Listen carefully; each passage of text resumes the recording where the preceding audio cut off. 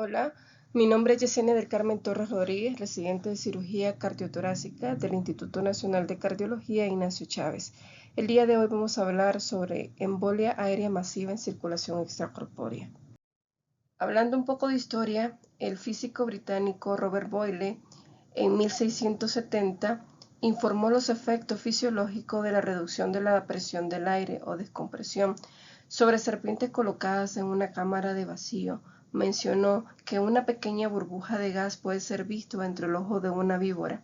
Fue el primero en observar burbujas de gas en seres vivos. En 1818, Bauchen y Magellan fueron aparentemente uno de los primeros en registrar la embolia aérea venosa durante la extracción de un tumor del cuello de un hombre. En 1864, el médico francés Roger fue el primero en llamar la atención sobre el riesgo de embolia aérea arterial durante la irrigación de cavidades pulmonares en un empiema. Su paciente tenía convulsiones durante una hora después de dicha embolia. Aparentemente, el primer accidente de embolia aérea en circulación extracorpórea ocurrió en 1951 con Clarence Dennis durante el intento de cierre de una comunicación interauricular en un niño. El doctor Clarence menciona que al comienzo de la perfusión, los operadores del aparato fallaron inexplicablemente para encender el circuito de control de nivel del reservorio, que tenían tras 2 años en el perfeccionamiento, y el aire entró en la aorta en cantidades masivas con resultado fatal. La mayor producción de burbujas se suele dar al inicio de la circulación extracorpórea. Los émbolos producidos durante la circulación extracorpórea pueden ser de distintas etiologías y todos ellos pueden provocar un accidente de bomba cuyas consecuencias pueden ser graves, incluida la muerte del paciente. Los émbolos pueden ser de varias clases: 1, embolia de cuerpos extraños; 2, embolia de material biológico; y 3, embolia gaseosa o aérea, que es la que veremos a continuación. La embolia aérea durante las operaciones a corazón abierto es especialmente lamentable porque es iatrogénica, y de esta existen 3 categorías: el aire quirúrgico, el aire de la bomba y el aire anestésico. El riesgo de embolia gaseosa o aérea en la circulación extracorpórea está presente antes, durante y después de la circulación extracorpórea. La aparición del paro cardíaco o trastorno grave del gasto cardíaco provocado por una embolia aérea depende de varios factores. Depende de la cantidad de aire introducido, la solubilidad del gas, el estado del corazón en el momento de producirte la embolia y la localización del gas. Hablando sobre la fisiopatología, existen 2 tipos: la embolia aérea venosa, que es mejor tolerada que la arterial debido a la capacidad de filtrado de los pulmones. La embolia aérea arterial causa bloqueo mecánico del flujo sanguíneo, normalmente a nivel arteriolar. La entrada de aire por el lado derecho tiene unos mecanismos de reacción más benévolos que en el izquierdo.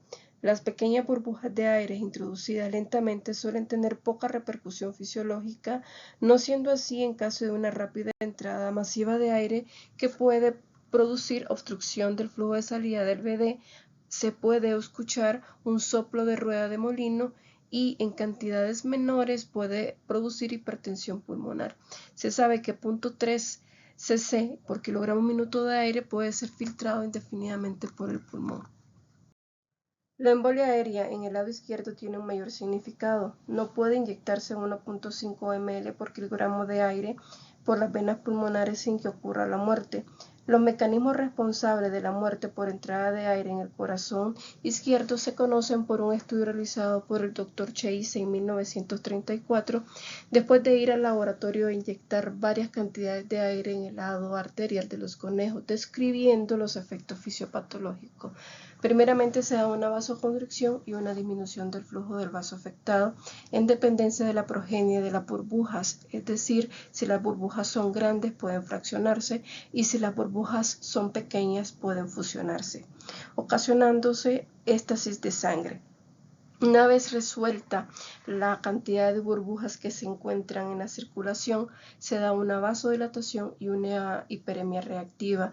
Generalmente se da con mayor riesgo en las arterias coronarias o la circulación cerebral. La embolia en las arterias coronarias pueden removerse mientras el paciente está en circulación extracorpórea. La arteria coronaria derecha, debido a su ubicación anatómica más alta, es el sitio donde se alojan muchas burbujas, particularmente después de procedimiento donde se abre alguna cámara cardíaca, como por ejemplo los cambios valvulares. Debemos de saber que las burbujas en el cerebro son insidiosas porque se manifestará su clínica con bastante frecuencia hasta el periodo postoperatorio. La tasa de entrada del volumen de burbujas son determinantes y será el riesgo de un resultado adverso. La composición de las burbujas también son importantes, siendo las burbujas de aire las más duraderas en la circulación debido a los coeficientes de solubilidad, y se ha demostrado experimentalmente que una burbuja de aire de 4 milímetros persistirá hasta 560 minutos en la circulación, mientras que si es una burbuja de 4 milímetros estuviera compuesta por oxígeno, la vida útil sería de 56 minutos. Las burbujas en la sangre son una superficie extraña. La interacción de las burbujas con la sangre va a ocasionar agregación de plaquetas, activación de glóbulos blancos y desnaturalización de proteína. Los efectos persisten después de la resolución de las burbujas, lo cual puede generar microtrombos que persistirán y causarán patología.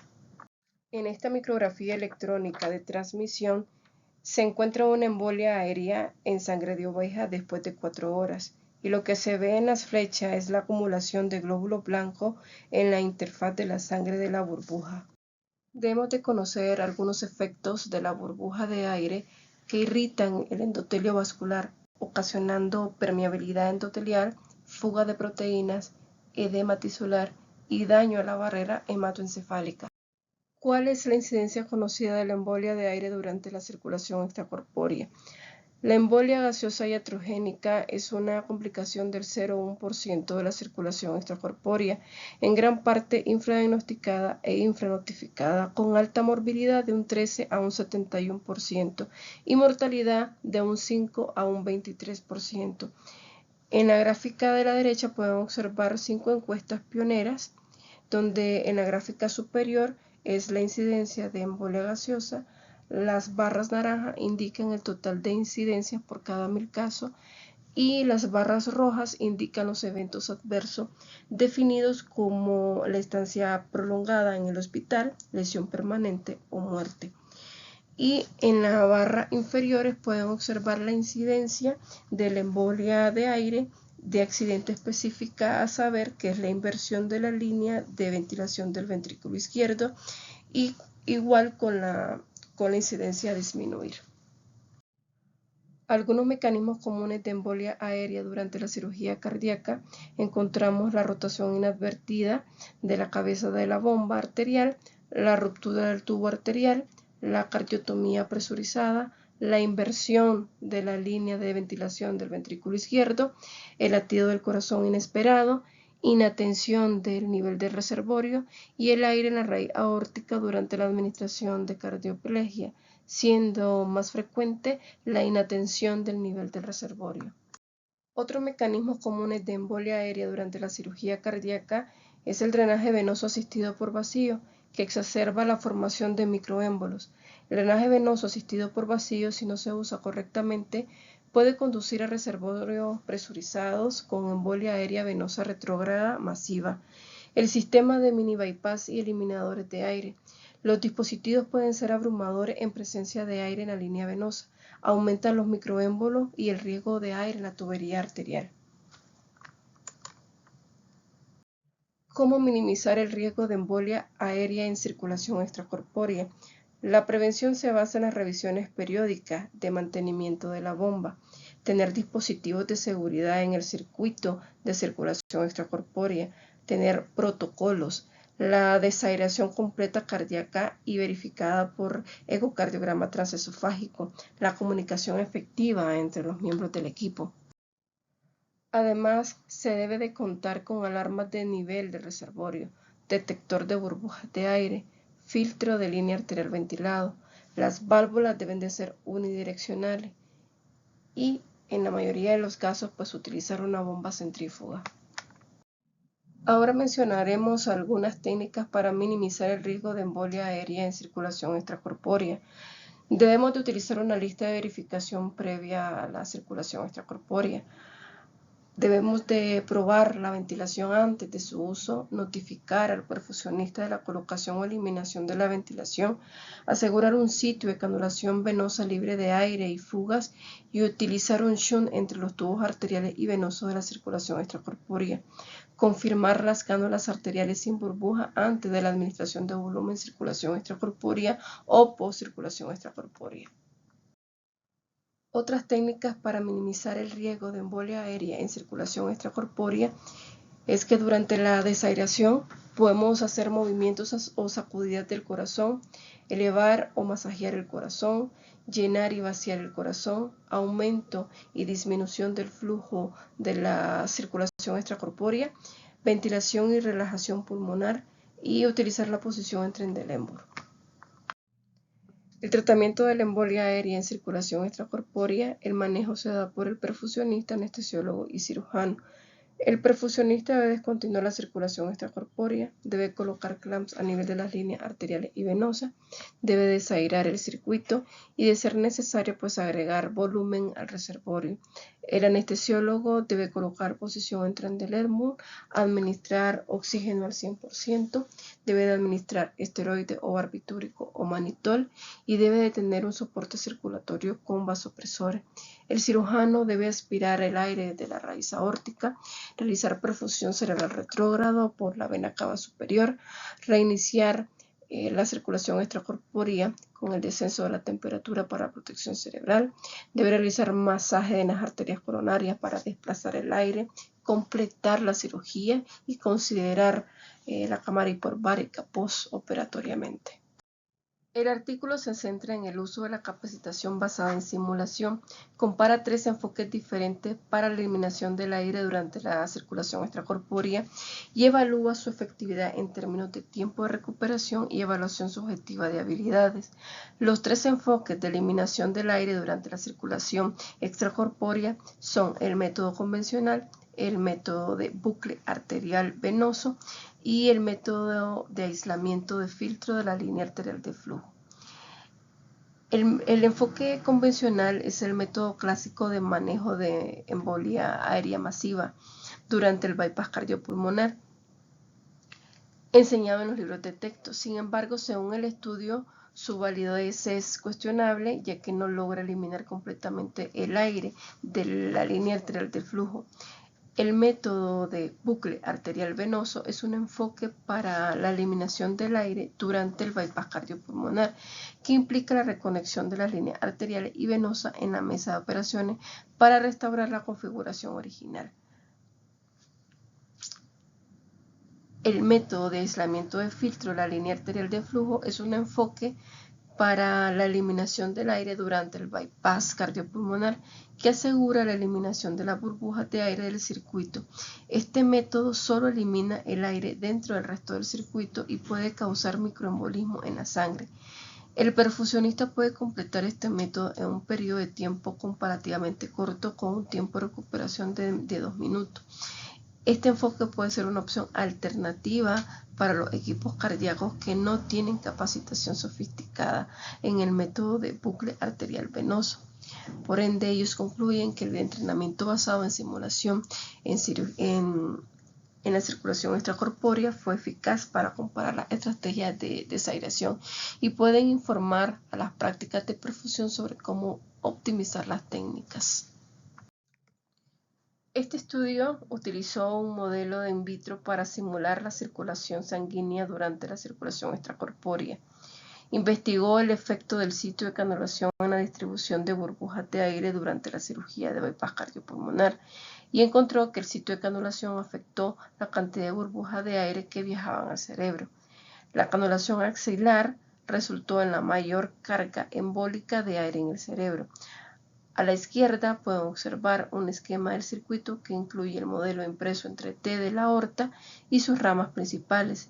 Incluye 4 líneas: el circuito cerebral, naranja; el circuito no cerebral, morado; el drenaje venoso, gris; y el circuito de eliminación de burbuja, amarillo. Los puntos de inserción para los 3 sitios de canulación se muestran en los círculos. Este artículo trata sobre el manejo exitoso de un embolismo aéreo masivo durante la circulación extracorpórea, utilizando estrategia de neuroprotección multimodal.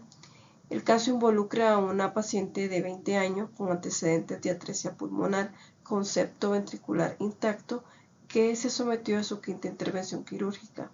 Durante la circulación extracorpórea se detectaron burbujas de aire en las cámaras cardíacas derechas y se consideró que un embolismo aéreo cerebral masivo era la causa de caída de la saturación de oxígeno. La intervención y acciones tomadas durante el periodo intraoperatorio para el manejo del embolismo aéreo incluyeron la identificación rápida del problema, la limitación de la lesión mediante la prevención de la entrada y embolización de más aire, la restauración del equilibrio entre la oferta y la demanda de oxígeno cerebral mediante la disminución del consumo y requerimiento metabólico de oxígeno cerebral, y el control de las vías proinflamatorias. Además, se utilizó el NIRS, la ecografía transesofágica y la identificación de las fuentes de entrada de aire para detectar el problema. También se utilizó la posición de Trendelenburg profunda, la administración de metilprednisolona, la hipotermia terapéutica moderada, el monitor de índice bispectral y la infusión continua de propofol para lograr el silencio eléctrico cerebral. La evidencia que respalda la perfusión cerebral retrógrada en embolismo aéreo masivo se limita a informe de casos y series pequeñas. Sin embargo, la eficacia de la perfusión cerebral retrógrada para prevenir eventos embólicos en la cirugía del arco aórtico está bien establecido. No se ha establecido la duración de la perfusión cerebral retrógrada en este contexto de embolia aérea masiva. Sin embargo, la duración debe limitarse de 1 a 2 minutos hasta 5 minutos en pacientes normotérmicos. Luego debe de enfriarse el paciente a 28 grados, ya que esto protege el cerebro de lesiones continuas. En este artículo ocurrió una embolia aérea después de la terminación de la circulación extracorpórea en un hombre de 22 años, sometido a cambio valvular aórtico. Se instituyó la perfusión cerebral retrógrada durante 5 minutos a un flujo de 300 a 500 ml normotérmico, manteniendo la presión de la vena yugular interna a menos 25. La presión arterial media se mantuvo entre 60 y 70 milímetros de mercurio. El paciente se recuperó sin ningún déficit neurológico. En la imagen pueden observar cómo está conformado el circuito para realizar la perfusión cerebral retrógrada y debe de colocarse la línea arterial en la vena cava superior. Gracias, hemos finalizado.